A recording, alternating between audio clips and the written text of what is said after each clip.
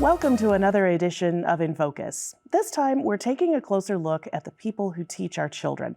There's a teacher shortage in Illinois and in many cases across the nation, but there's not a lot of information out about what's happening and how it's being fixed. So we thought we'd go right to the source and find out exactly what's happening and what in Illinois is being done to try and stem the tide. We're talking with regional superintendents on this edition of InFocus. Lori LaQuat is the regional superintendent for ROE 21 and based in Marion. John Meixner is the superintendent for ROE 26 based in Macomb. Thank you both so much for joining us. Thank you. So people have probably seen the headlines. They've probably heard a few stories. Maybe they even know their kids have had days where their teacher isn't in front of the classroom. They've had to have a substitute teacher or someone else. But they're not really sure why there's a shortage. So, Lori, let's start with you. What's happening and how's it impacting local school districts? We're seeing a decline in the teacher supply chain. That not only includes certified teachers with a professional educator license, it also includes support staff such as teachers' aides, bus drivers, and cooking staff, which are all needed in order to run a school and provide the type of learning environment where our students can be successful. Sure. John, I know that you've been involved in a lot of surveys and a really intensive look at what's happening on the ground in these school districts and then what the Illinois Association of Regional School Superintendents might be able to do in terms of advocating for change. What have those surveys shown over the last couple of years? So yeah, I've been the chair of the committee that has put this together the last 2 or 3 years. Our association has been doing this study for 6 years now, so it's got some pretty good longitudinal data. And our study had an 80% return rate of our district superintendents throughout the state, and it is showing that it is getting worse. The educator shortage in the state is definitely getting worse, and it is a crisis level. What we've noticed is the areas that we noticed the bigger shortages are the southeast part of the state and the west central. That was maybe correlated to the population dips in those areas. Also, what we'd realize is that the applicant pools are shrinking in the suburban areas. So instead of like, say, 200 applicants, they may only have like 50. Whereas in the rural areas, we're seeing applications of zero people applying for a PE job or especially special ed. Special ed seems to be one of the highest areas that there is a shortage of. So yeah, and like Lori referred, it is also bleeding into the support staff as well, which is the bus drivers, a lot of the paraprofessionals and aides. So it is affecting the entire system of our school districts. Now, you know, and what are we doing, or what are we asking that the state does? Essentially, is a lot of what you're continuing to do. This state board of education has done a fantastic job in the last few years of really trying to change some of the the licensure laws. And the legislators have done a nice job of passing some bills to try to aid in that. So we expect now, or what we're asking for is to really fully fund the education continuum all the way from the early childhood all the way to college. And if you look at the governor's last proposal, it does do a nice job of that. We hope to continue that. The evidence-based funding model is working. It's just going to take a while. We need more money to insert it into the fund. Into the system in order to help lower that gap of equity funding between some of the richer school districts and some of the less funded ones. They are doing a nice job of it, and it definitely is showing an increased shortage in our especially rural areas. Sure. Lori, John mentioned that one of the areas that's seeing the highest numbers of vacancies and not being able to fill those vacancies is the southeast part of the state. Your district stretches all the way into Massac County, which is the far southeastern part of the state. What are you hearing from school district administrators there about how they're getting people in front of, whether it's in front of the classroom or, as you mentioned, in those cafeterias, driving the buses, all those things that make a school district work? Sure. Our districts are still struggling to find teachers for classrooms, teachers with a professional educator license. However, they have been able to recruit retired teachers to serve in that capacity. We're looking for the legislature to expand the number of days that retired teachers can teach so as not to affect their retirement. We're also looking at utilizing substitute teachers. We, we would also like to utilize people with a bachelor's or master's degree from the business sector who didn't go through the teacher education program to have a pathway into licensure who would like to become teachers and pursue that path. Our superintendents are also reporting frustrations with the mandates, unfunded mandates specifically, that's really crowding out the teacher creativity, whereas our teachers are dealing with a lot of the culture wars, as John had mentioned, and social emotional issues. And our teachers just really need to remove some of the stress of the mandates in order to focus on what they do best. And that's teaching our students how to read and write and how to think and not necessarily what to think. Sure. And they need to have that freedom and creativity. John, Lori brings up a good point. I hear from a lot of teachers and other school employees that things are different now than perhaps when the three of us were growing up and going through elementary and high school. And so there's a lot more that the teachers and the aides and others have to be aware of and have to be working on outside of just a lesson plan. How is that impacting whether or not people want to become a teacher in the first place? Yeah, that seems to be a real issue now. What we noticed, but and COVID really highlighted a lot of it. Being going remote learning and stuff, it really kind of just disrupted the system a little bit. A lot of our teachers are under a lot of stress, and what we've done is we have not highlighted how much of an amazing field, profession this really is, and that's one of the things that we've been trying to advocate for is how we've got to really start ourselves as educators have really got to start highlighting the field to really make it more interesting and more appealing for younger generations to get into. So we usually say, hey, this profession is the profession that begins all professions, and we've got to have a little bit better a better message out to the people on this. So yeah, some of the stresses that we're seeing is from a social emotional aspect. A lot of the culture wars are hitting the school districts first. That happened with the mask mandates during the COVID areas. Now it's just trickling into some other areas, and it's really starting to tax a lot of the administrators and school personnel. But the state has pumped a lot of money from the feds into the state. It's pumped a lot of money in the social emotional aspect of our children and our staff members. Our ROEs do have some people trained that are helping out school districts on this avenue. So we feel like we're really trying. It just needs to kind of continue, and the funding cannot stop on this. We really have got to we've got to address the stresses that are related to educating.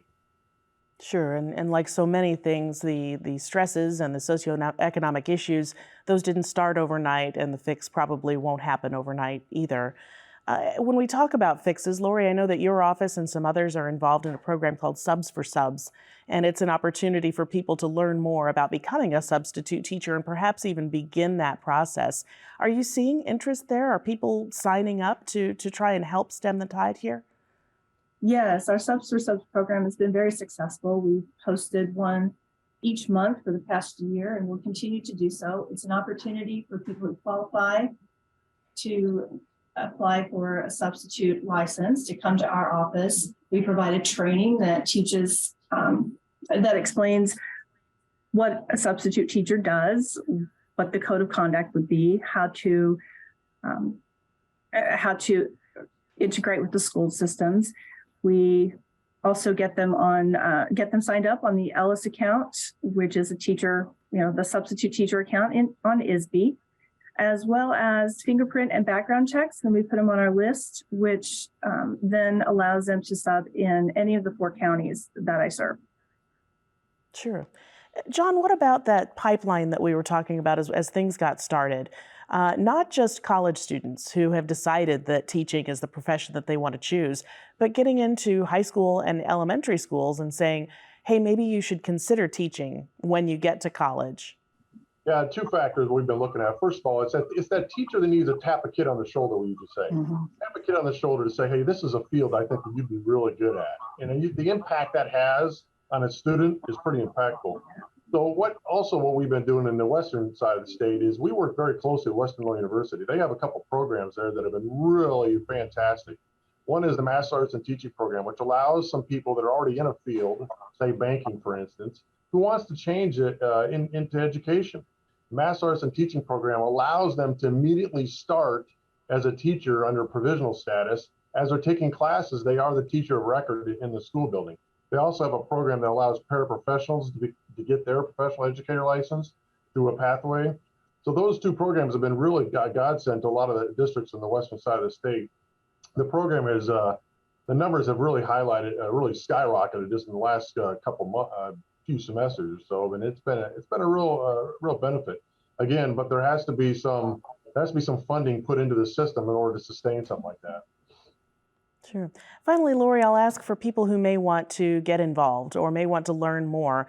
Is it best to call their local regional office of education, or should they call their local school district? They should start with their local regional office of education, and we can direct them to the path that they need, that they're interested in. Certainly, and we can get that information here on InFocus. You can find it on our website as well. I'd like to thank Lori LaQuat and John Meixner for taking the time to talk to us about this teacher shortage. I'm sure it's an issue that we'll be touching base on in the future as well. Thank you both. Thank you. Thank you. Thank you. And we heard John and Lori talking about how to build the pipeline of future teachers, but many are still questioning just how to do that. WSIU's Benji Jeffords shows us how SIU is recruiting the next generation of teachers during a special Education Day. Stories about teacher shortages are everywhere, but many wonder what's being done to fix the problem. SIU sent out an invite to Southern Illinois high school students interested in becoming a teacher and received a lot of interest. Originally, we expected between 150 to 180 students to attend, and we doubled that by getting to 300. Shannon Schroeder says the pandemic took a toll on teachers in every state. I think teachers had a hard time being one of those essential employees, but also in that time they had to completely change the way that they taught. So every class that they had to teach had to be moved to something virtual, and I think it just was very difficult for teachers. To create a pipeline for high school students to become teachers, SIU held Education Day featuring the School of Education. That is one of the main drives behind the school or the SIU Education Day is to try and get as many students interested in education through a program, so that way we can try to combat that teacher shortage. The students had different reasons for exploring a career in education. Growing up, I have never really felt super comfortable in a classroom, and I've always wanted to be able to provide that to future kids, future students. I want them to feel safe and happy and loved by everyone, and I want kids to feel comfortable in a classroom more than what I've gotten to have. I've always really loved teaching people, and I love seeing the face and feeling that they get when they finally understand something. And I've always loved to learn, and I want to pass that passion on to other students as well. Growing up, I had a racist teacher before, and I want to show kids that not everybody is racist, and it actually is a lot of fun teachers out here. I'm here because I plan on being an educator after high school and college. I am involved in a lot of education programs at school, and I really love it, so I thought this would be super fun. I really didn't like education up until high school, and it really changed for me when we kind of got involved in the history and English classes. So when we started learning more about what happened besides just the basic stuff from World War II, where we learned more about, say, William Shakespeare or Abraham Lincoln. So we learned that stuff, and it really just kind of pushed me to do more. I've been impacted by a lot of my teachers growing up that have really made me want to go into education and just impact kids the way that they have impacted me. And I just want to be there for kids and just show them that their school can be fun without having to be all work. The students had a chance to check out many aspects of college life, including dorms, classrooms, Morris Library, and the Child Development Laboratory. They also heard from current SIU students and had the opportunity to ask them questions. Growing up in school, I wasn't the best student. I had a hard time.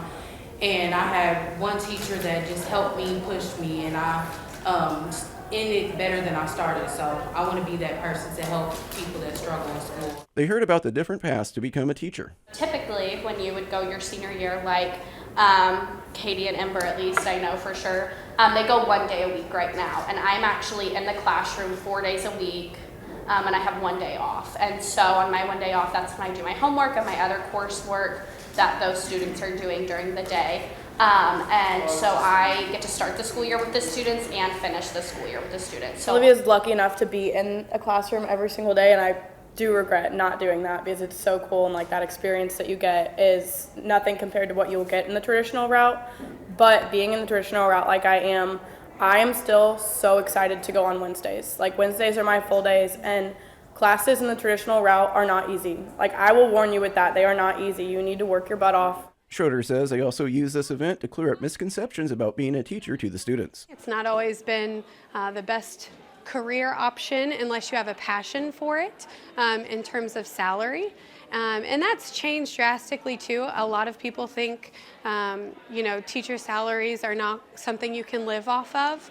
And I'm not saying that they are getting paid what they should because they do amazing work and go above and beyond. SIU offers a diverse selection of majors for students to pursue their teaching degree. Overall, between the School of Education and SIU in general, we have 12 different degrees that go through the teacher education program, which means they are licensed to teach in the state of Illinois once they graduate. Schroeder hopes recruiting students from Southern Illinois will keep a steady supply of teachers in the area. I think a lot of students come to SIU, Carbondale, and fall in love with the area and end up staying. But also a lot of students who are interested in teaching imagine themselves teaching back where they went to school or in a similar area. For InFocus, I'm Benji Jeffords. We're back on InFocus, taking another look at a different education-related issue. Illinois has a new law that requires schools to teach students about media literacy, but there are still some questions that remain and some working through that has to be done. We're talking about that in this segment with Michael Heyman, who is a librarian at Collinsville Middle School, and Leah Gregory, the school's membership coordinator for the Illinois Heartland Library System. Thank you both for joining us. Thank you for having us. So, Leah, I'll start with you. People may or may not be familiar with the fact that Illinois has this law. I believe it is unique in the nation in terms of requiring students to have some form of media literacy before they graduate. Is that correct? That is correct. It was passed into law about last year of this time, and it went into effect for this school year, 22-23, and it requires all public schools, all public high schools in Illinois to offer a unit of media literacy instruction. As I understand it, the guidelines are a little bit vague, and schools are having some trouble understanding or working through just what is required. Michael, you're a school librarian. You teach students about media and checking sources and things like that all the time. What are you doing in terms of helping students be prepared for this? Well, what I'm doing is trying to find avenues for them to publish. Usually, at least in my professional teaching opinion, having students work on projects, producing projects is the best way to teach them about this because it's difficult. What is media literacy? A lot of people don't, we say it a lot, but a lot of people don't exactly know what that means or what it is or what bias is. How do we teach bias? Well, we can teach it by discovering our own biases. So I have students doing podcasts, I have students doing videos. I'm still working with the English teachers on publications in our local newspaper, and really getting them going, writing, speaking, publishing in all forms of media. And that's going to, at least that's my vision for what school librarians should be doing. Leah, when it comes to library educators, how critical are they to this media literacy component? I like to think that it can't be done without school librarians. School librarians are trained in every facet of information literacy, and media literacy is part of that. When they replace a librarian with someone who can check books in and out, but who doesn't have that training, I believe it's a huge disservice to the students of Illinois. Michael, when you're talking about the skills that students need to learn, is it made more difficult by the fact that media really encompasses everything that students are taking in right now? Well, the skills needed, one is critical thinking, and then at the same time, there has to be a real world project. There has to be some connection there more than I'm getting a grade for this. There has to be, they have to be, I don't want to, their feet have to be put to the fire. It's a performance. Writing, you're putting your ideas out there, you're organizing your thoughts in some sequential way that can be understood by others. And a lot of this project-based learning has to happen. And it's not like education hasn't been talking about project-based learning just in the past few years. It's been talked about for decades. And what's exciting for me is technology now is a lot easier. It's become cheaper. I have podcasting equipment as a middle school library.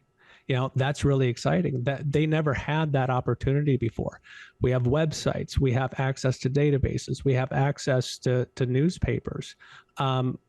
We've never had this much access to information. But with that information, as we see in the media, there's biases. There's a jungle out there that we have to be able to navigate, and we have to realize that there are opposing viewpoints. And one of the databases that we have from Gale is called Opposing Viewpoints. And there's no better way to teach it except for exploring it either through paper production, like at the high school. One of the greatest things that our school district's school board has ever done is required a research paper for every year at high school. That ensures that they do get this, they do get instruction on databases. They do get instruction on bias. They do get instruction on what media sources are valid and what are not. And that's going to be the only way that we can do this. My role here more at the middle school is I'm really focused on not only with students, but also with teachers, helping them develop or making them aware of opportunities that maybe was never available to them when they were in school. So video production, audio production, access and submission to a professional organization of student work. That's exciting to me. And I think it's exciting for the school, and I think it's exciting for the students and their families. Leah, just in the short amount of time that we have remaining, a lot of school districts, particularly in rural areas, are struggling with finances, and library resources are sometimes on the chopping block. How critical are librarians and the libraries in making sure that this media literacy component is successful? They're absolutely critical. And I always say, if you have a library, but you don't have a librarian, you just have a room full of books. You don't have anybody there to teach the critical, as Michael said, the critical thinking, the analysis, the understanding of not all information is good information. And librarians are trained to wade through that with students. So I think they are absolutely critical to this mission. Certainly. Leah Gregory is with the Illinois Heartland Library System. Michael Heyman is a librarian at Collinsville Middle School. It's a complicated issue, and I'm sure we'll be checking back as the year goes on. Thank you both for your time. Thank you. Thank you. And thank you for joining us on InFocus for this episode. You can find all of our episodes online at WSIU.org and at our YouTube channel. I'm Jennifer Fuller. We'll catch you next time.